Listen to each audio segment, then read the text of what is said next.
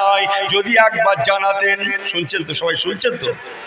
যদি একবার জানাতেন, কেননা আল্লাহ নবীর আদর্শ আপনি সুন্দর বলতে পারবেন।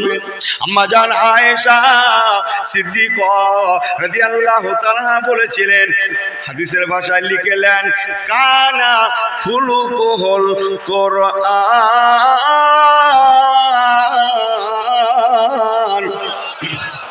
আম্মা জান আয়েশা সিদ্দিকা জবাব দিয়েছিলেন, বাবা ওমর, ও বাবা ওমর ফারুক, আমার আল্লাহ নবীর আদর্শের কথা কি বলবো, এতটুকু শুনে রেখে দাও। আল্লাহর কোরআন পাকের আদর্শ, তোমাদের নবীর আদর্শ, আল্লাহর কোরআন পাকের চরিত্র, তোমাদের নবীর চরিত্র, আল্লাহর কোরআন পাকের বৈশিষ্ট্য, তোমাদের নবীর বৈশিষ্ট্য এক কথায়, তোমাদের নবী পৃথিবীতে উনি হচ্ছেন জীবন্ত কোরআন। আর একটু জোরে। আম্মা জান বলেছিলেন, বাবা ওমর, আল্লাহ দুনিয়ায় প্রতিটা মুসলমানের বাড়িতে বাড়িতে একটা একটা করে কিতাব আছে, অহুয়া কিতাব মুবিন, প্রকাশ্য কিতাব। আর আমি আয়েশা সিদ্দিকা, আমার ঘরে আল্লাহ পাক একটা কিতাব দেন না, বরং দুইখানা কিতাব দিয়েছেন। একটা জীবন্ত কিতাব, একটা প্রকাশ্য কিতাব। একটা কিতাব যেমন তোমাদের ঘরে আছে, ওটা আমার ঘরেও আছে। আর দ্বিতীয় কিতাব হচ্ছে তোমাদের নবী, নূর নবী রাহমাতুল আলামিন, জীবন্ত কিতাব। জোরে বলেন না সুবহানাল্লাহ। আমার হুজুরের কথা বলছি, নবী দিবস করছেন তো, আর একটু বসেন, আর একটু কষ্ট করেন। বাবা নবী দিবস এ কারুর বলার লাগে না, স্বয়ং মদিনা ওয়ালাই যথেষ্ট, আল্লাহ এর বদলা দেন। আর একটু আস্তে বাড়িয়ে দিই, একটু শোনেন বাবু। তাহলে রাসূলুল্লাহ কত কোটি মানুষের জন্য? জোরে বলেন, জোরে বলেন। 800 কোরআন, একটু হাই, টোস্টে একটু হাই হচ্ছে আমি জানি, একটু হজম করতে অনেকের কষ্ট হবে, কিন্তু কতটা বাস্তব। আবার বলছি, নবী পাককে চিনুন, চলেন। তাহলে আম্মা জান আয়েশা সিদ্দিকা বললেন, তোমাদের নবী হচ্ছেন জীবন্ত কোরআন। ঠিক আছে না? ঠিক আছে না? মুসলমান ভালো করে শুনেলেন, কোরআন কেমন কোরআন। তাহলে আরেকটু অন্য কথা, আমরা সবাই জানি বছরে 12টা চাঁদ, মুহররম, সফর, রবিউল আউয়াল, এমন করে করে 12টা চাঁদ।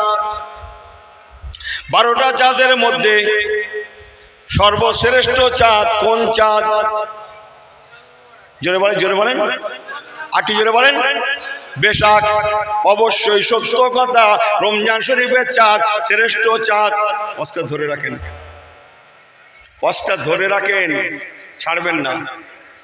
আমি আপনাদের ওয়াজ আপনাদেরই করছি। রমজান শরীফের চাঁদ নাম্বার 1, শ্রেষ্ঠ চাঁদ। কেননা রমজানের চাঁদে 70 গুণ 700 গুণ নেকি বেশি। ঠিক না? ঠিক তো? চলেন। ও আমার পেয়ারা ভাইরা, আল্লাহ ওয়ালা গণেরা,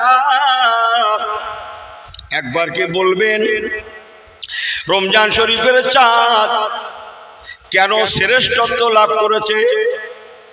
কিসের জন্যে এই মর্যাদা সম্পন্ন হয়েছে? কে বললেন? গুড। বিসমিল্লাহির রহমানির রহিম। ইন্না আনজালনাহু ফি লাইলাতুল কদর ওয়া মা আদরাকা মা লাইলাতুল কদর। লাইলাতুল কদরে খায়রুম মিন আলফি শাহর। সুবহানাল্লাহ।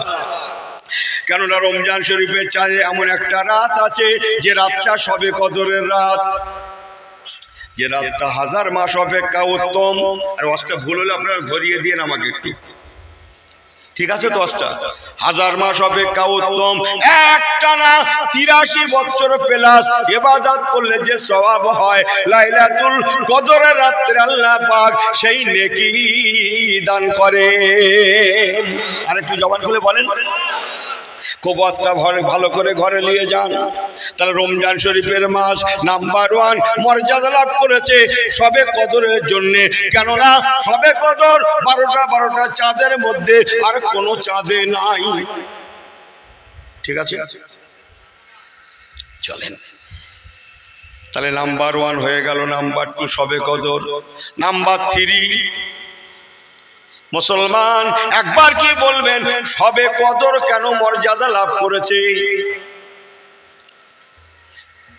রমজান শরীফ মর্যাদা লাভ করেছে শবে কদরের জন্য জানলাম। শবে কদর কেন মর্যাদা লাভ করেছে একবার কি বলবেন? একজন শবে কদর এই মর্যাদা সম্পন্ন হয়েছে কিসের জন্য? একজন বলেন, খুশি হব। অনেকদিন অস হচ্ছে তো, অনেক আলেমের অস শুনছেন তো, যে আমি ছোট করছি না, কিন্তু দুটো কথা ঘরে নিয়ে যাওয়ার জন্য কথাটা বলছি। শবে কদর মর্যাদা লাভ করেছে শাহরু রমাদানাল্লাযী উনজিলা ফীহিল কুরআন,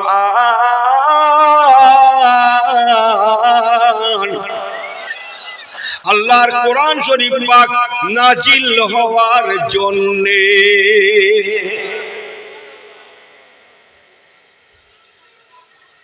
কেউ যেন কষ্ট নেবেন না, ডোজটা বড্ড হাই, বড্ড হাই। মানেন না মানেন ব্যক্তিগত ব্যাপার, আপনার কথা কাটার মতো খেয়াল আপনি করতে যান না। রমজান শরীফ শবে কদরের জন্যে, শবে কদর আল্লাহর কোরআনের জন্যে, তাই না? এবার চলেন সে আগের ওয়াজ। আম্মা জান আয়েশা সিদ্দিকা রাদিয়াল্লাহু তাআলা বললেন, ও বাবা ওমর, তোমাদের নবী হচ্ছেন কানা খুলুকুল কোরআন, তোমাদের নবী হচ্ছেন জীবন্ত কোরআন। আমার পেয়ারা ভাইরা, আপনারা আগেই বলেছেন আমার রাসূলুল্লাহ রাহমাতুল লিল আলামিন 800 কোটি মানুষ। আপনারাই বলেছেন ওয়ানুনাজ্জিলু মিনাল কোরআন মা হুয়া শিফাউ ওয়া রাহমাতুল লিল মুমিনিন, 200 কোটি মুমিনের জন্য কোরআন রহমত। আমি একই লাইন ওয়াজটা রেখেছি, তবে বুঝবার আছে করছি, তাড়াহুড়ো করলে আমার অসুবিধা, আপনাদের অসুবিধে। আমার পেয়ারা ভাইরা, এবার কি শুনলাম? আল্লাহর কোরআন পাকের জন্য শবে কদর মর্যাদা লাভ করেছে। ও মুসলমান, আরেকটু আগে চলুন। নবী মুসা কালিমুল্লাহ আলাইহিস সালাতু ওয়াস সালাম, আল্লাহ পাক ওনাকে বললেন, ও নবী মুসা কালিম আমার, আমি তোমাকে তাওরাতের কিতাব দেব, তুমি ঘর থেকে বার হয়ে পড়ো, রোজা রাখতে রাখতে এসো, তুর পাড়ে এসো, ওয়া ইন্নাকা বিল ওয়াদিল মুকাদ্দাসে তুয়া,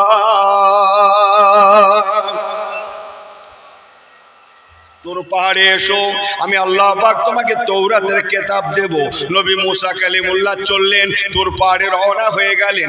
একটা না 40 দিন রোজা রেখে তবে তুর পাহাড় থেকে তাওরাতের কিতাব পেয়েছিলেন। ও মুসলমান, এবার ভালো করে শুনে নেন। আল্লাহ পাক জিবরাইল আমিন ফেরেশতাকে ডাকছেন, ও ফেরেশতা জিবরাইল আমিন, ফেরেশতা জিবরাইল আমিন, আমি আল্লাহ তোমাকে বলে দিলাম, আমি নবী মুসাকে বলেছিলাম, ও নবী মুসা কালিমুল্লাহ তাওরাতের কিতাব থাকবে যেখানে, তুমি পৌঁছে যাবে সেখানে। আর জিবরাইল, আমি আল্লাহ তোমাকে বলছি, জিবরাইল শুনে নাও, আমার হাবিব থাকবেন যেখানে, আমার মদিনাওয়ালা নবী থাকবে যেখানে, জোরে জোরে জোরে, আমার হাবিব থাকবেন যেখানে, তুমি আমার কোরআন নিয়ে পৌঁছে যাবে সেখানে। একটু জোরে বলুন সুবহানাল্লাহ।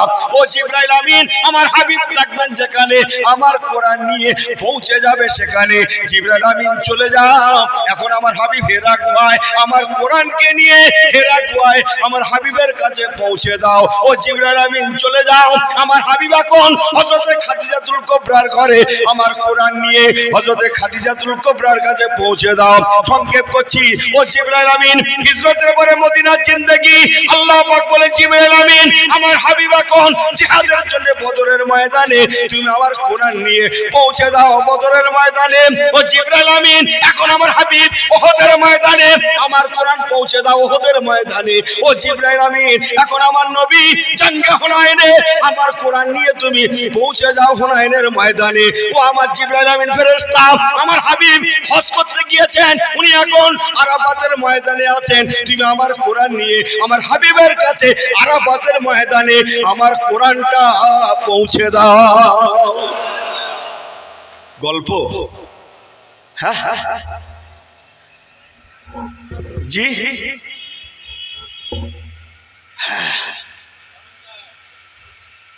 মজবুত হয়ে যান।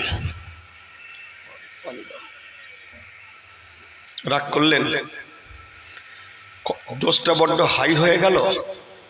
হ্যাঁ, মাঝি বললেন তোমাদের নবী জীবন্ত কোরআন। মুসা কালিমুল্লাহকে আল্লাহ বললেন এমনি আসলে হবে না, রোজা রাখতে রাখতে আসো। যান তাফসীরের কিতাব খুলে দেখেন গিয়ে, 40 দিন রোজা রেখেছিলেন। হ্যাঁ, তারপরে তুর পাহাড় থেকে কিতাব পেয়েছিলেন। অত সস্তা নয়, জুতো পায়ে ছিল। আল্লাহ বললেন ফাখলা নালাইক। কোরআন পাকে আছেন হাফেজ সাহেব একদিন বলেন না আমি কোরআন তেলাওয়াত করছি না? হ্যাঁ, মুসা ফাখলা নালাইকা, ফাখলা খুলে ভালো। কোরআন পাকে চমকাচ্ছে তো, নালাইকা তোমার জুতো দুখানা। ইন্নী আনা রব্বুকা, আমি তোমার আল্লাহ তোমার সঙ্গে কথা বলছি। ওয়া ইন্নাকা বিল ওয়াদিল মুকাদ্দাসে তুয়া, বলুন না জোরে সুবহানাল্লাহ। এ তুর পাহাড় পবিত্র পাহাড়, এখানে জুতো পায়ে আসা চলবে না। আর আল্লাহ জিবরাইল ফেরেশতা থেকে বলছেন আমার হাবিব থাকবেন যেখানে, আমার কোরআন নিয়ে পৌঁছে দেবে সেখানে। সুবহানাল্লাহ বাড়ি গিয়ে বলবেন। বড্ড জোরে হয়ে যাচ্ছে না? আর একটু চিল্লে বলতে পারেন না? নবী কামলিওয়ালাকে চিনুন। মাঝি আয়েশা বলেছেন তোমাদের নবী জীবন্ত কোরআন। আর জিবরাইল আমিন ফেরেশতা রাসূলুল্লাহ যেখানে কোরআন যেত সেখানে নিয়ে যেতেন সেখানে। জোরে বলুন সুবহানাল্লাহ। আয়াতগুলো শোনাতে হবে? হ্যাঁ শুনবেন? ও আন্দাজি সময়ের জন্যে আমার এই ভাই বলেছিল 9টায় বসতে হবে মাইকে, সেই মতো পাগল বেশি এসেছিলাম। এসে কোনো একটা কারণবশত এর দরকার আছে বলে আমি মনে করলাম, তাই 1 ঘন্টা বসে গেলাম। হ্যাঁ, শুধু চেকেরে মাহফিলে ভাইরা যান বলে আপনাদের মা বাপের নেক দোয়া নিয়ে বলছি। তা না 9টার গাড়ি 9টা 10-এ হতো না। ও সময় আমার নেই, আপনার মা বাপের দোয়া। মানুষ খুব ভালোবাসে, আপনারা অনেক এখান থেকে আমার দরবারে যান, তাই সব হিসাব নিকাশ বাদ 1 ঘন্টা দেরি করেই বসেছি। এর জন্যে ঘুমান না, একটু জোরে আওয়াজ দেন না রে তাকবীর। ঘুমাতে যেও না করছে, কালকে ঘুমিয়ে লিও। যে কথা বুঝছেন না? জিবরাইল আমিন ফেরেশতা হেরা গুহায় ইকরা বিসমি সূরা আমরা সবাই জানি। অনেক ভাইরা কি ভাষায় বলি বলুন তো? অনুনাজ্জিল আর ওয়ান জালা, এই নাজালা অনুনাজ্জিলু ওয়ান জালা মানে এক, কিন্তু আভ্যন্তরীণ ব্যাখ্যা আলাদা। অনেকে জানেই না যে শাহরু রমাদান আল্লাজি উনজিলা মানে নাজিল হওয়া। কতটা নাজিল হয়েছিল হেরা গুহায় জানেন আপনি? উনজিলা তাফসীরে বলা হয়েছে 30 পারা। আর যেখানে নাজালা বলা হয় সেখানে কিছুটা অংশ, এসব কিতাবি কথা। আল্লাহ পাক কোরআন শরীফ পৌঁছে দিলেন হেরা গুহাতে, বলুন না জোরে সুবহানাল্লাহ। মাঝি খাদিজার বাড়িতে রাসূলুল্লাহ জিবরাইল আমিন এসে বললেন বিসমিল্লাহির রহমানির রহিম, ইয়া আইয়ুহাল মুযাম্মিল ইয়া আইয়ুহাল মুদ্দাসির। আল্লাহ পাক বলছে আমার চাদর গায়ে দেনে ওয়ালা নবী, আমার কম্বল মুড়ি দেনে ওয়ালা নবী, আর ঘুমান না, আপনি উঠুন, কালেমা লা ইলাহা ইল্লাল্লাহ, জোরে জোরে লা ইলাহা ইল্লাল্লাহ মুহাম্মাদুর রাসূলুল্লাহ ইমানের কলেমার দাওয়াত দেন। হুজুর রেডি হয়ে গেলেন। 2টো মক্কার বললাম, 2টো মদিনার বলে যাই। রাসূলুল্লাহ হিজরত করে মদিনা গেলেন।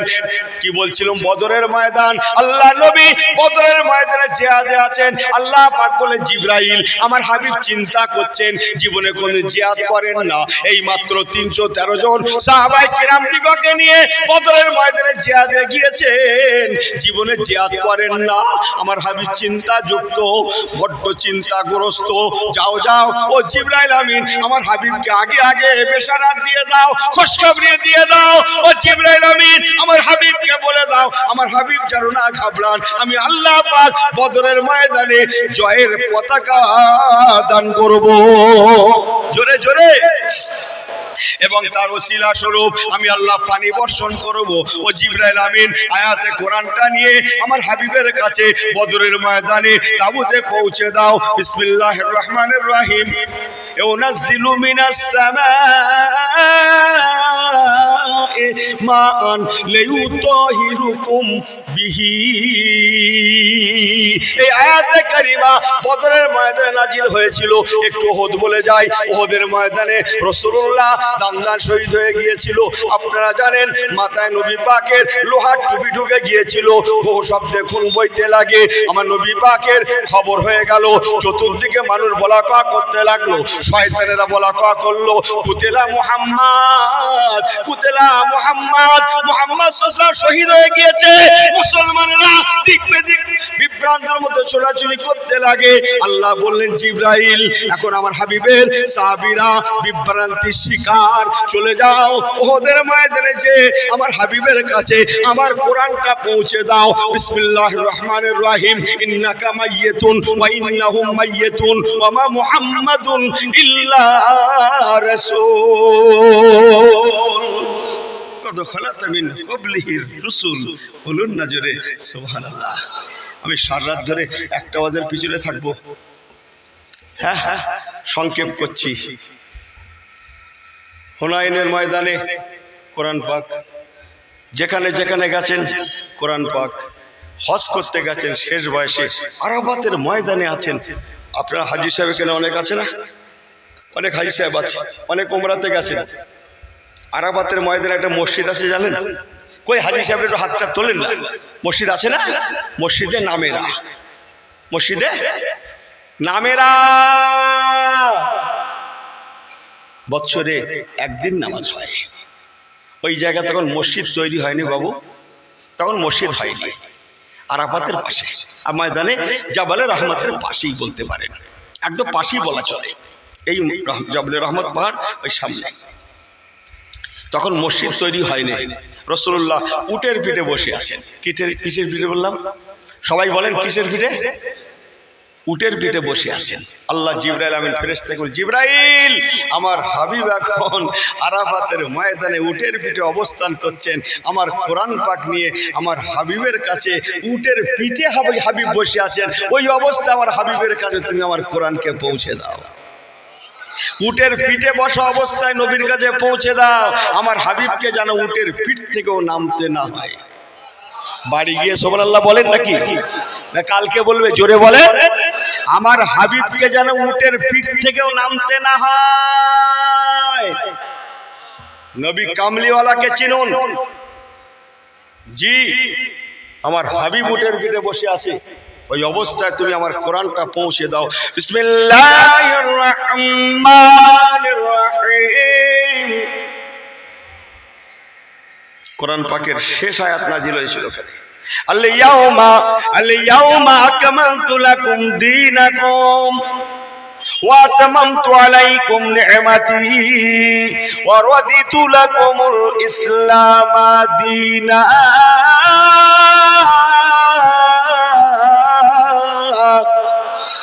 আরেকটু জোরে বলেন।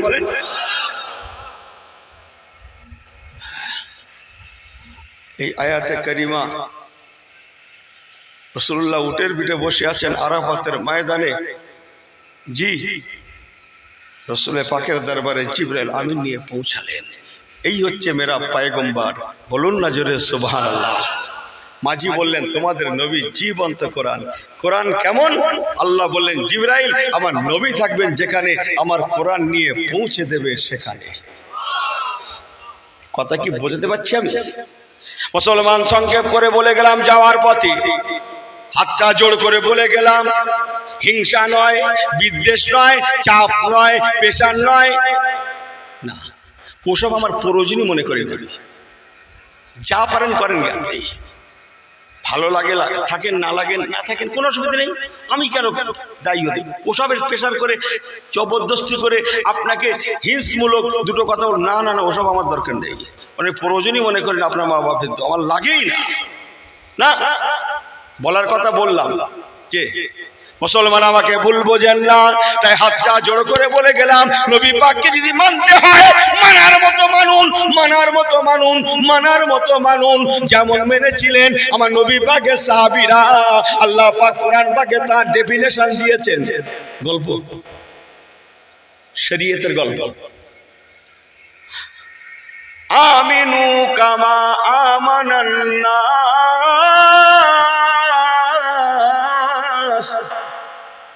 আল্লাহ নিজে বলে দিয়েছেন, ওরে উম্মতে মুহাম্মাদিরা, খামাকা ঈমান এনে লাভ নাই। अगर ईमान लाना हो कामा, কেমন ঈমান আনবে জানো? কামা যেমন আমানান নাস। বলুন না সুবহানাল্লাহ। ঘুমিয়ে উল্টে পড়ছে তা কি করে সুবহানাল্লাহ হয় বলদিন দেখি। চেয়ারের পিছনটা, হ্যাঁ এই কারা কারা ঘুমোচ্ছ ছেলের হাত তোলো তো, হাত তোলেন, হাত তোলেন, তোলো হাত তোলো। হায় নারে তাকবীর। তাবারুক আছে তো নাকি? হ্যাঁ গোসল আছে তো? মাশাআল্লাহ, মারহাবা মারহাবা, আল্লাহ তো বাঁচিয়ে দেন। নারে তাকবীর, একটু জোরে জোরে লা ইলাহা ইল্লাল্লাহ পড়ো বাবা, ছেলেরা পড়ো, লা ইলাহা ইল্লাল্লাহ। দু আঙুল করে চেয়ারে গেলে তো লেসো, গেলে তো লেসো, চেয়ার চার আঙুল এগুলো লেসো, চার আঙুল করে লেসো, লেসো ছেলেগুলো আনো তো, লা ইলাহা লিয়ার ভিতর চার আঙুল এগিয়ে লিয়ার ভিতর। এই সবাই চার আঙুল করে আনন্দ, এক্ষুনি বাড়ি যাবো, এক্ষুনি বাড়ি যাবো, চার আঙুল করে এগিয়ে আসেন তো, লা ইলাহা ইল্লাল্লাহ। সবাই একটু আসেন, চার আঙুল করে আসেন, চেয়ার রেখে আসতে বলি নিয়ে আসেন, চেয়ার শুদ্ধ আসেন, চেয়ার শুদ্ধ, চেয়ার শুদ্ধ। আমি আপনাদের ঠকাবো কেন? চেয়ার নিয়ে আসেন, এই দেখেন চেয়ার, চেয়ার শুদ্ধ আনেন, চেয়ার শুদ্ধ আসেন। লা ইলাহা ইল্লাল্লাহ পড়ো নাকি? মুহাম্মাদুর রাসূলুল্লাহ। নারী দেখবে, নারী দেখবে। মিলাদুন নবী, মিলাদুন নবী, সাদাতুন নবী, বিলাদাতুন নবী, সিলসিলাতুল মুজাদ্দিদুজ জামান। নারী দেখবে, নারী দেখবে, নারী দেখবে। যাবে ভাই ভাই সমান, কেউ ঘুমাবে, কেউ ওয়াজ করবে, যাবে যাবে ভাই ভাই সমান। চলেন আরেকটু 2-10 মিনিট বলি নাকি। হুজুরকে যদি মানতে হয় মানার মতো মানুন। আল্লাহ তার ডেফিনেশন দিয়ে দিয়েছেন। ও নবীর উম্মতেরা কেমন মানবে সেটাও আমি আল্লাহ বলে দিলাম। তোমাদের নবীর সাহাবীদের মতো ঈমানটা নিয়ে এসো। তোমরা যদি তোমাদের নবীর সাহাবীদের মতো ঈমান আনতে পারো, তোমাদের নবীর সাহাবীদের উপরে যেমন আমি আল্লাহ রাজি ছিলাম, তেমন তোমাদের উপরে আজকে 2025 তো কেয়া হয়, কিয়ামতের সকালেও আমি আল্লাহ রাজি থেকে যাব। জোরে বলেন, এই ঈমানদার কিসের ঘাবড়াচ্ছিস? মালের যাকাত দে, আমাকে সেজদা দে, রুকু কর, হালালকে হালাল হারামকে হারাম জান, শরীয়ত মোতাবেক চল, কোরআন সুন্নাহ মোতাবেক চল, যা বাড়ি গিয়ে ঘুমা। পাগলা কোথাকারে, যা ঘুমা।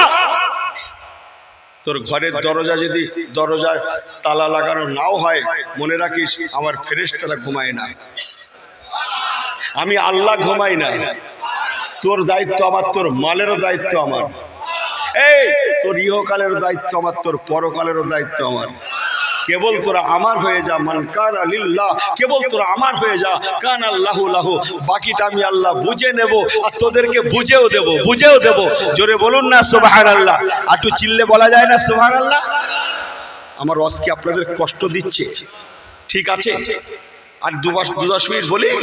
মানতে যদি হয় নবী পাককে মানার মতো মানুন। একটা জানা কথা বলতে আমার খুব ভালো লাগে, প্রায় বলি, আজকে একটু 2 মিনিট বলে ফেলি। 2 ঘন্টার কথা আমি 10 মিনিটে বলে ফেলবো। আপনারা নিশ্চয়ই জানেন, আর আমি উঠেও বলছিলাম, নবী পাক 2 কেবলার অধিকারে একটা কথা বলেও বলেছিলাম না? অষ্টমী একই জায়গায় রেখেছি, ঠকাবো কেন? মসজিদুল আকসা, জেরুজালেমের বাইতুল মুকাদ্দাস এক সময় বিশ্ব মোমেনের জন্য কেবলা ছিল, জানেন না আপনারা? হুজুর পাক হিজরতের পরেও 16 থেকে 17 মাস, 16 থেকে 17 মাস, বাবা ছেলেরা নিয়ে রাখো, 16 থেকে 17 মাস ওই বাইতুল মুকাদ্দাসের দিকে ফিরে রাসূলুল্লাহ নামাজ পড়েছিলেন। বললেন না সুবহানাল্লাহ?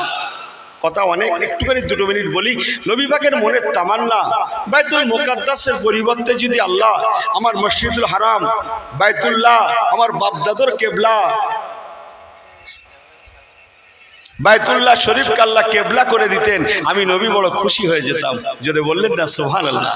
হুজুর মনে মনে ভাবতেন আমার বাপদাদর কেবলা। এই কাবা শরীফকে তৈরি করেছিলেন ভাই, জোরে বলেন, হযরতে ইব্রাহিম খলিলুল্লাহ। ওনার আগেও ছিল, সে কথা বাদ। মিল্লাত আবিকুম ইব্রাহিম, মিল্লাত আবিকুম ইব্রাহিম হুয়া সাম্মাকুমুল মুসলিমিন।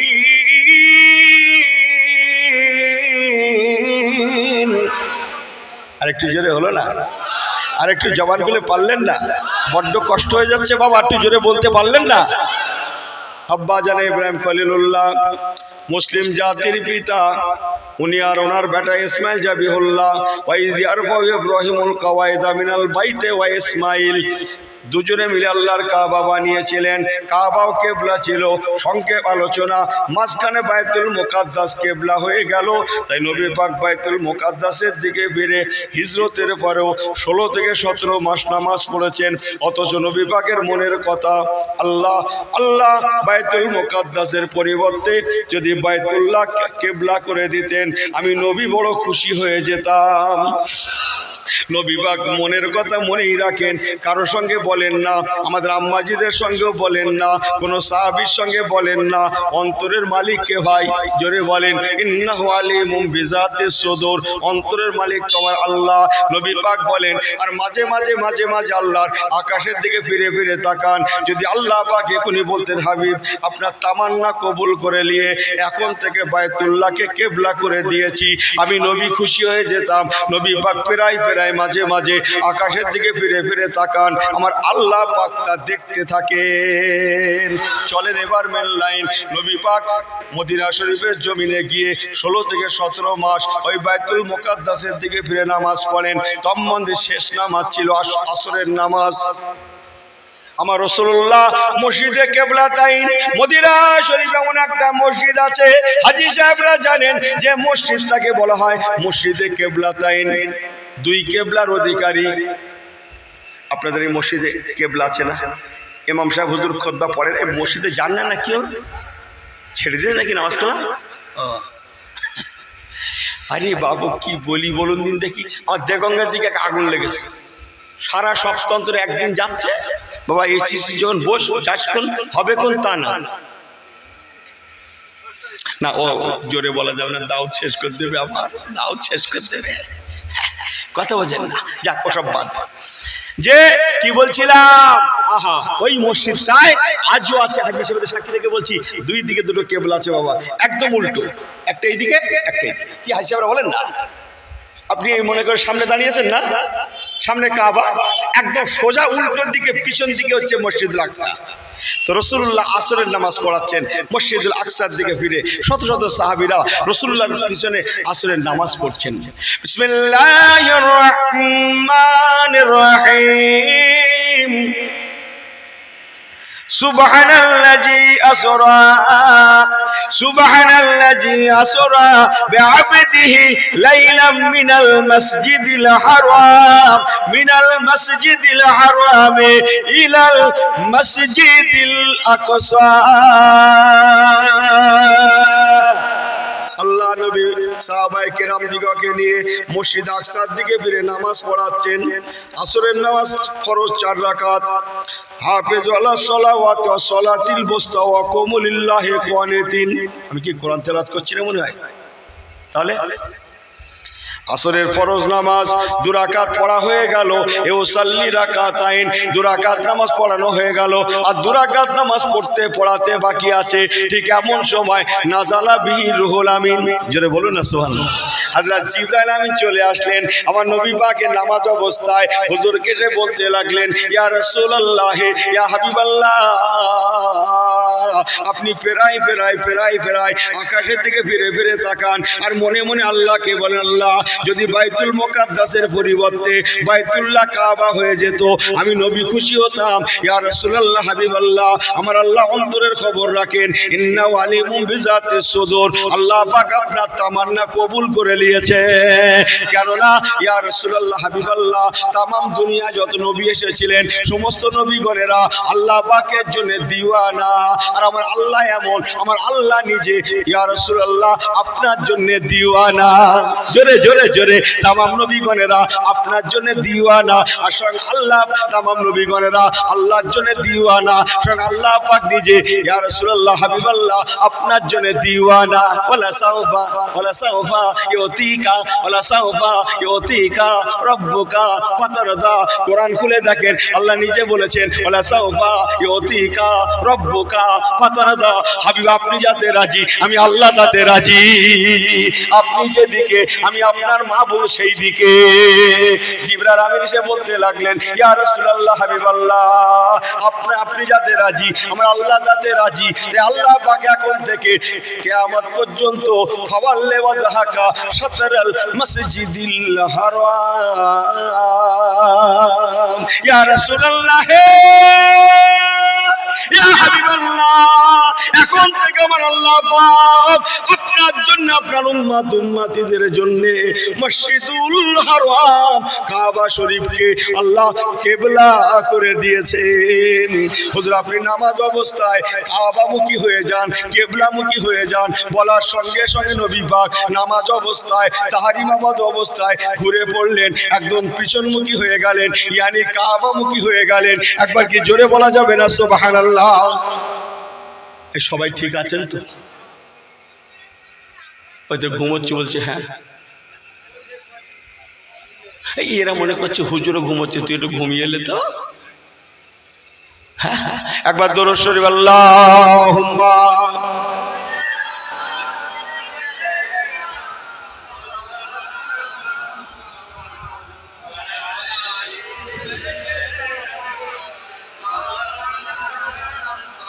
জোরে বলেন আলহামদুলিল্লাহ, জোরে বলেন মারহাবা মারহাবা। একবার হাত উঁচু করে আরেকবার আল্লাহকে দেখেন, না রে দেখবে। এই হাত দুটো হিলা দেন তো একসঙ্গে, হিলা দেন তো একসঙ্গে। এই ছেলেগুলো জোরে জোরে দাও, জোরে জোরে একসঙ্গে হিলা দেন আর আমার সঙ্গে সঙ্গে বলেন মারহাবা মারহাবা, জোরে জোরে একসঙ্গে মারহাবা মারহাবা মারহাবা মারহাবা ইয়া রাসূলুল্লাহ ইয়া হাবিবাল্লাহ। জোরে বলতে পারেন না? ইয়া রাসূলুল্লাহ ইয়া হাবিবাল্লাহ, মারহাবা মারহাবা মারহাবা মারহাবা। ভালো করে উঁচু ধরো, ইয়া রাসূলুল্লাহ ইয়া হাবিবাল্লাহ। নারে তাকবীর, নারে তাকবীর, নারে তাকবীর। মাত দুখলে না একটু হাসতে কি বলি বলুন? আল্লাহ করিয়ে নিচ্ছেন। সারাদিন বৃষ্টি বাদলের কি ভাব ছিল? বসার আশা করেছিলেন এখানে? শুনতে পারবেন আশা করেছিলেন? কি বৃষ্টি বাদল ছিল না? সব আল্লাহ পরিবেশ করে দিয়েছেন। জোরে বলুন না সুবহানাল্লাহ। তাহলে চলে যা বলছে, এই 2 মিনিট শুনি তো নাকি? কি বলছিলাম? রাসূলুল্লাহ মসজিদুল আকসার দিক থেকে ঘুরে সোজা কাবামুখী হয়ে গেলেন। বলুন না সুবহানাল্লাহ। আচ্ছা আপনারা তো মসজিদে জানতেন।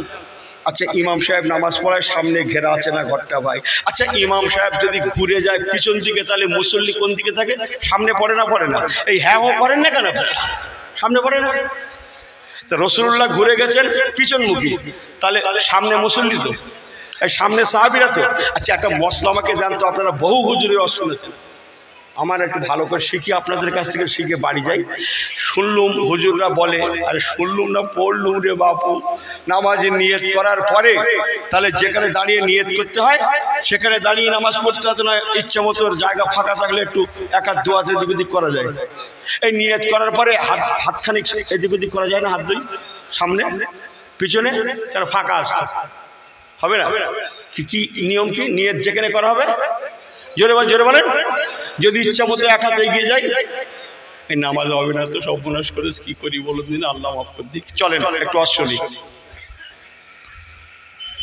ইসলাম কাকে বলে, নবী কাকে বলে চিনল না মানুষ, নবীওয়ালা হয়ে যান। হ্যাঁ, কথা বুঝছেন? ভারতবর্ষের এক নম্বর নাগরিক আমাদের সম্মানীয় মাননীয় রাষ্ট্রপতি মহাশয়। হ্যাঁ, কিন্তু সম্মানার্থে গাড়ির নাম্বার নেই, উনি আইনের ঊর্ধ্বেকার মানুষ।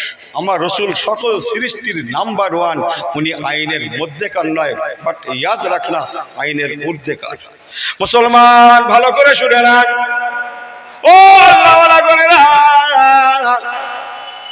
নবী পাক ঘুরে গিয়েছেন, দেখা দেখি সাহাবায়ে কেরাম গোনেরা তাহরিমা বাদ অবস্থায়, যেখানে ভালো করে যেখানে নিয়ত করতে হবে সেখানেই দাঁড়াতে হবে, একটু এদিক ওদিক করা চলে না, মশলায় জায়েজ নাই।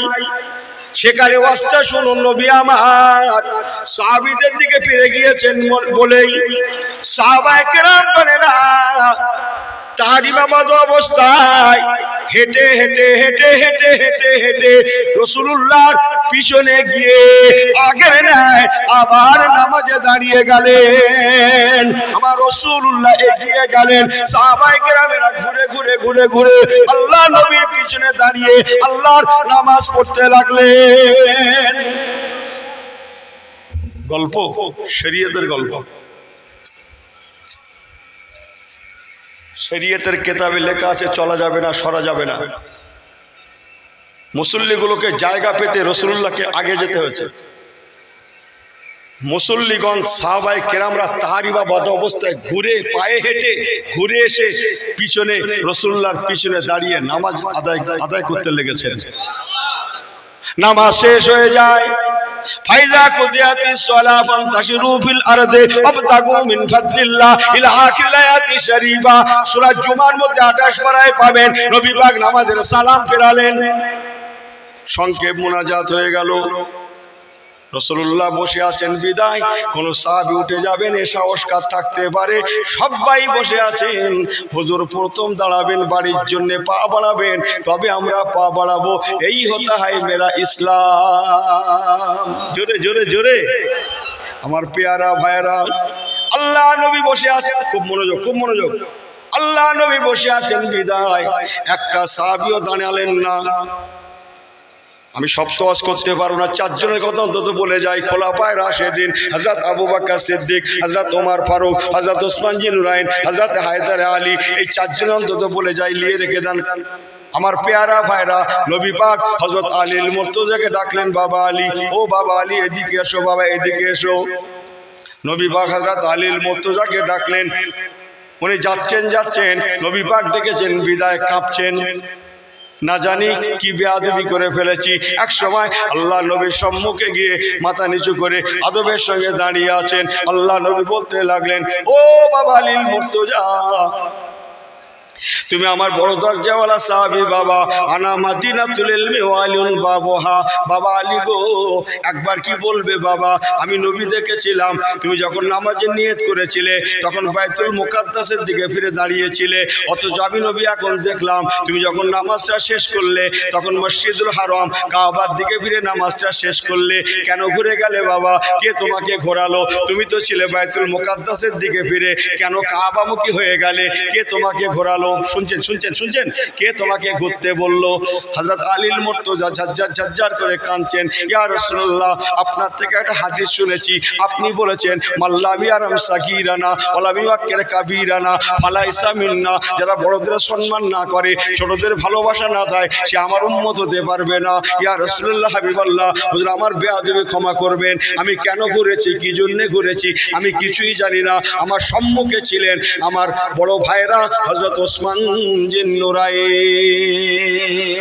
ইয়া রাসূলুল্লাহ, উনি আমার থেকে সম্পর্কে বড়, উনি আমার থেকে সিনিয়র, আমি ওনার জুনিয়র, উনি আপনার দুই মেয়ের জামাই, জিন্নুরাইনের অধিকারী। ইয়া রাসূলুল্লাহ, ইয়া হাবিবাল্লাহ, আমি যখন দেখলাম, আমি আলী যখন দেখলাম আমার থেকে বয়সের বড়, সম্পর্কে বড়, মর্যাদায় বড়, অনেক দিক দিয়ে বড় হযরত ওসমান জিন্নুরাইন বড় ভাইয়ের মতো উনি ঘুরে গিয়েছেন। দেখা দেখি আমি ছোট ভাই হয়ে ঘুরে গিয়েছি। আমি কিছুই জানি না কেন ঘুরেছি, কি জন্য ঘুরেছি। যা জানে বড় ভাইয়ের মতো হযরত ওসমান জিন্নুরাইন জানে। ছেড়ে বললেন না সুবহানাল্লাহ। ইসলাম কত সহজ। আজকে আমার কমের ছেলেগুলো যদি বলতে, আমি বলতে পারবো না আমার বড় ভাই রয়েছে, কি আমার বাপ আছে, হ্যাঁ, ও জিজ্ঞেস করে তোর বড় ভাইয়ের খবর, ব্যাস মাথা খারাপ। তুই আমাদের বড়র কথা বলতেছিস, আর লোক পাস নি তুই, শেষ করতে নেই। এই বড্ড ভুল বলছি, বড্ড ভুল বলছি। এই তোর বাপের খবর কি?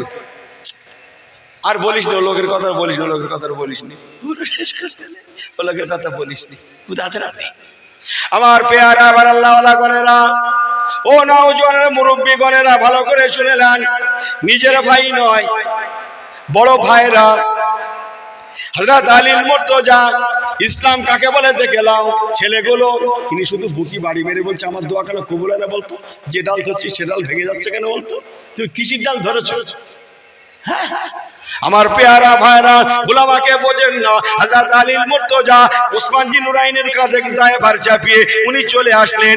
জোরে বলুন না সুবহানাল্লাহ। এবার নবী আমার হযরত ওসমান জিন্নুরাইনকে ডাকলেন, ও বাবা ওসমান জিন্নুরাইন, এদিকে এসো বাবা, এদিকে এসো। হযরত ওসমান জিন্নুরাইন রাদিয়াল্লাহু তাআলা উনি থরথর করে কাঁপতে কাঁপতে এক সময় আল্লাহর নবীর সম্মুখে গিয়ে মাথা নিচু করে দাঁড়িয়ে গেলেন। কেন জানেন মুসলমান? হযরত ওসমান জিন্নুরাইন বড় লাজুক সাহাবী, বড় বড় বড়, কিয়ামত পর্যন্ত অত লাজুক মানুষ আর জন্মাবে না। হ্যাঁ, জানেন আপনি ইতিহাস? উনি যেদিন কলেমা পড়েছিলেন, হ্যাঁ, ইনার মধ্যে আদব বলে কিচ্ছু নেই। হ্যাঁ, যাত্রার দাঁত ফেলে দিলেন। হযরত ওসমান জিন্নুরাইন যেদিন ডান হাতটা রাসূলুল্লাহর হাতে রেখে মুসলমান হয়েছিলেন, সেই দিন উনি নিয়ত করেছিলেন, আল্লাহ, শুনেলেন আমলের কালার আছে, ইমানের নূর আছে। কোরআন পাঠি আল্লাহ বলেছেন তোমার আমলটা যেন তাকওয়াওয়ালা আমল হয়, হুদাল্লিল মুত্তাকিন, খোদা ভীরুতা থাকে তোমার মধ্যে, ভয় থাকবে অন্তরে কেবল আল্লাহ। উনি এদিক দেখছে একবার, ওদিক দেখছে একবার, বড় ভাই জেগে কিনে দেখছে। কথা বোঝেন না? মুসলমান দেখবে আল্লাহর দিকে, আল্লাহ হার হামেশা মৌজুদ হ্যাঁ ইয়া নেই, এই কথা বলেন না, আছে না নাই? জি, আমাকে ভুল বোঝেন। সেই দিন নিয়ত করেছে, আল্লাহ, আমি ওসমান এই ডান হাতটা রাসূলুল্লাহর হাতে রেখেছি, আল্লাহ আপনি তৌফিক দেবেন, আমি আমরণ পর্যন্ত আমি ওসমান এই হাতের সম্মান যেন বজায় রাখতে পারি। সুবহানাল্লাহ বলবেন না? তাই উনি ওনার ডান হাতটা ওনার লাইফে ওনার নিজের শরম গায়ে কোনোদিন স্পর্শ করেননি। সুবহানাল্লাহ বলবেন না? ওনার লজ্জায় স্থান উনি কোনোদিন স্পর্শ করেননি। এই হাত আমি রাসূলুল্লাহর হাতে রেখেছি। আরে দাহা আলফাইল বলে যাচ্ছে, দাদা হুজুর, খাজা সাহেব, বড় পীর সাহেব সব পাইকারি হারে বলে যাচ্ছে। কথা বুঝছেন না মনে হয়? হযরত ওসমান জিন্নুরাইন রাদিয়াল্লাহু তাআলা নবী পাক বলেছেন, লিকুল্লি নাবিয়্যিন রাফিকিন ফিল জান্নাতে রাফিকুন ফিল জান্নাতে ওয়া রাফিকি ফি রাফিক ওসমান ইবনে আফফান। আল্লাহর রহমতের জান্নাতে প্রত্যেক নবীদের একজন বন্ধু হবে, আমার বন্ধু হবে হযরত ওসমান জিন্নুরাইন। জোরে বলুন সুবহানাল্লাহ। নবী পাক বলেন, বাবা ওসমান কি ব্যাপার? আমি নবী দেখেছিলাম তুমি বাইতুল মুকাদ্দাসের দিকে ফিরে নামাজের নিয়ত করেছিলে বাবা, অথচ এখন আমি নবী দেখলাম ওসমান তুমি বাইতুল্লাহর দিকে ফিরে নামাজটা শেষ করলে। কে তোমাকে ঘোরালো বাবা? কেন ঘুরে গেলে বাবা? হযরত ওসমান জিন্নুরাইন বলেছিলেন, ইয়া রাসূলুল্লাহ, হাবিবাল্লাহ, হুজুর আমাকে ক্ষমা করে দেন, আমাকে মাফ করে দেন, আমি ওসমান কিছুই জানি না, যা জানে হযরত ওমর ফারুক জানে।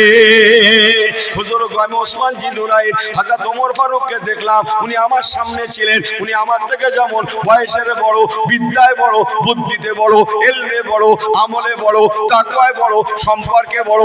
আমি আপনার মেয়ের জামাই, উনি আপনার শ্বশুর। ইয়া রাসূলুল্লাহ, হাবিবাল্লাহ, আমি ওসমান জি নুরাইন দেখলাম, হযরত ওমর ফারুক ঘুরে গিয়েছেন, দেখা দেখি আমি ওনাকে দেখা দেখি, আমি ঘুরে গিয়েছি। আমি কেন ঘুরেছি, কি জন্য ঘুরেছি আমি জানি না, যা জানে আমার সিনিয়র জানে। একবার কি জোরে বলা যাবে না সুবহানাল্লাহ? এই বলে উনিও কুল্লু খালাস। এবার হযরত ওমর ফারুককে হুজুর ডাকলেন, ও ওমর এদিকে আসেন বাবা, এদিকে আসেন। শক্ত বলছিলেন না, গরম মানুষ, গরম বলছিলেন না, রাসূলুল্লাহর দরবারে যাচ্ছে তো কাঁপছে, আল্লাহর নবীর দরবার। হযরত ওমর ফারুককে হুজুর বলতে লাগলেন, বাবা ওমর, লাউ কানা বাদা নবিয়ান ফাওমারুন, তুমি বড় দরজাওয়ালা ওমর, বাবা একবার কি বলবে বাবা, বলবেন আপনি তো বাইতুল মুকাদ্দাসের দিকে ফিরে নামাজে নিয়ত করেছিলেন, অথচ এখন দেখলাম বাইতুল্লাহর দিকে ফিরে শেষ করলেন, কি ব্যাপার, কে আপনাকে ঘোরালো, কেন ঘুরে গেলেন? ভালো করে শুনেলেন ও আমার কালিকাতলা এলাকার ভাইয়েরা, নবীকে যদি মানতে হয় মানার মতো মানুন। আর 1 মিনিটের জন্য ওয়াজ করবো, ভাববেন না 10 মিনিট পারবো না, পারবো না। আমার পেয়ারা ভাইয়েরা, হযরত ওমর ফারুক হুজুরকে যখন বললেন, ওমর ফারুক হুজুর বলেছিলেন, ইয়া রাসূলুল্লাহ হাবিবাল্লাহ, হুজুর বেয়াদবি ক্ষমা করবেন, আমি কিছুই জানি না। আমি দেখলাম হযরত আবু বকর সিদ্দিক রাদিয়াল্লাহু তাআলা উনি আমার সামনে ছিলেন, উনি আমার থেকে যেমন বয়সের বড়, বিদ্যায় বড়, বুদ্ধিতে বড়, ইলমে বড়, আমলে বড়, তাকওয়ায় বড়, পরেশগারিতে বড়, সর্বদিক দিয়ে বড় হযরতে আবু বকর। জোরে জোরে জোরে জোরে জোরে, ইয়া রাসূলুল্লাহ, ইয়া হাবিবাল্লাহ। আমি ওমর ফারুক নামাজ পড়ছিলাম, বাইতুল মুকাদ্দাসের দিকে ফিরে হঠাৎ দেখলাম বড় ভাইয়ের মতো আমাদের সকলের মুরব্বী, সকলের সিনিয়র হযরত আবু বকর সিদ্দিক ঘুরে কাবামুখী হয়ে গিয়েছেন। ইয়া রাসূলুল্লাহ, তাই আমি জুনিয়র হয়ে সিনিয়রকে দেখা দেখি, আবু বকর সিদ্দিক বড় ভাইকে দেখা দেখি, আমি ছোট হয়ে ঘুরে গিয়েছি। কেন ঘুরেছি, কি জন্য ঘুরেছি আমি ওমর জানি না, যা জানেন বড় ভাই হযরত আবু বকর সিদ্দিক জানেন। যারা বললেন না সুবহানাল্লাহ। এবার হযরত আবু বকর সিদ্দিককে রাসূলুল্লাহ ডাকছেন, ইয়া আবা বকরিন, বাবা আবু বকর সিদ্দিকের দিকে আসেন। উনি মুরব্বী মানুষ, পা উঠছে না, আসছেন তো আসতে পারছেন না, ভয়ে জড়সড় হয়ে যাচ্ছেন। হুজুর ডেকেছেন, না জানি কি হয়। আল্লাহ নবীর দরবারে এসে দাঁড়ালেন। আমার রাসূলুল্লাহ বলতে লাগলেন, বাবা আবু বকর, ইয়া আবা বকরিন, ও বাবা আবু বকর, কি ব্যাপার বাবা, কি ব্যাপার? আমি রাসূলুল্লাহ দেখেছিলাম আপনি বাইতুল মুকাদ্দাসের দিকে ফিরে নামাজে নিয়ত করেছিলেন, বিসমিল্লাহির রহমানির রহিম, সুবহানাল্লাহ জাসরা বিআবদিহি লাইলাম মিনাল মসজিদিল হারাম ইলাল মসজিদিল আকসা। সুবহানাল্লাহ, মসজিদ আকসার দিকে ফিরে নামাজে নিয়ত করেছিলেন, অথচ এখন মসজিদুল হারাম কাবার দিকে ফিরে নামাজটা শেষ করলেন। বাবা আবু বকর কেন ফিরে গেলেন, কেন ঘুরে গেলেন, কি আপনাকে ঘোরালো? শুনছেন তো? এই লাস্ট কথাটা খুব অন্তর দিয়ে শুনেলেন, এই লাস্ট কথাটা খুব খেয়াল করে শুনেন। হযরত আবু বকর সিদ্দিক রাদিয়াল্লাহু তাআলা কত সুন্দর জবাব দিয়েছিলেন জানেন? উনি বলেছিলেন, ইয়া রাসূলুল্লাহ হাবিবাল্লাহ, আমাকে ক্ষমা করবেন, আমি কেন ঘুরেছি, কি জন্য ঘুরেছি আমি আবু বকর কিছুই জানি না। আমি দেখলাম আমার দয়ার নবী রাহমাতুল আলামিন ঘুরে গিয়েছেন। ইয়া রাসূলুল্লাহ, আমি দেখলাম আমার হুজুর ঘুরে গিয়েছেন, আমার মদিনাওয়ালা নবী ঘুরে গিয়েছেন, তাই দেখা দেখি আমি আবু বকর ঘুরে গিয়েছি। হুজুর, আমি আবু বকর সিদ্দিক, আমি কোন দিকে কাবা, কোন দিকে বাইতুল মুকাদ্দাস, কোন দিকে মসজিদুল হারাম, কোন দিকে মসজিদুল আকসা, কোন দিকে কিবলা, কোন দিকে পশ্চিম, কোন দিকে পূর্ব, আমি আবু বকর কিছুই জানি না, কিছুই বুঝি না। আমি বুঝি আমার নবী কামলিওয়ালা। আমি কাবা বুঝি না, আমি কিবলা বুঝি না, আমি বাইতুল মুকাদ্দাস বুঝি না, আমি বাইতুল্লাহ বুঝি না, আমি আবু বকর বুঝি। আমার নবী যেদিকে আমি আবু বকর সেই দিকে। ইয়া রাসূলুল্লাহ, আমি কিছুই জানি না কেন ঘুরেছি, কি জন্য ঘুরেছি। আমি যখন দেখলাম আমার নবী ঘুরে গিয়েছে, তাই দেখা দেখি আমি আবু বকর ঘুরে গিয়েছি। যা জানে আমার নবী জানে। ভালো করে শুনেলেন, আমার হুজুর খুশি হয়ে গেলেন। আল্লাহ পাক জিবরাইল আমিন ফেরেশতাকে পাঠালেন, ও জিবরাইল আমিন, আমার হাবিবের সম্মুখে আলোচনাগুলো, মসজিদে কিবলাতাইনের আলোচনাগুলো আমি আল্লাহ নিজে শুনেছি। জিবরাইল আমিন, তুমি চলে যাও, আমার হাবিবকে বলে দাও, ইয়া রাসূলুল্লাহ হাবিবাল্লাহ, আপনার আবু বকর বলেছে আমার নবী যেদিকে আমি সেই দিকে। ইয়া রাসূলুল্লাহ, আমার আল্লাহ বলে দিয়েছেন, ওয়ালা সাউফা ইউতিকা রাব্বুকা ফাতারদা, আমার নবী যেদিকে আমি আল্লাহ সেই দিকে। আমা আলাইনা ইল্লাল বালাগ। একবার আলহামদুলিল্লাহ সূরা পড়েন, 3 বার কুল আল্লাহ সূরা পড়েন, কয়েকবার দরুদ শরীফ পড়েন, মোনাজাত হবে।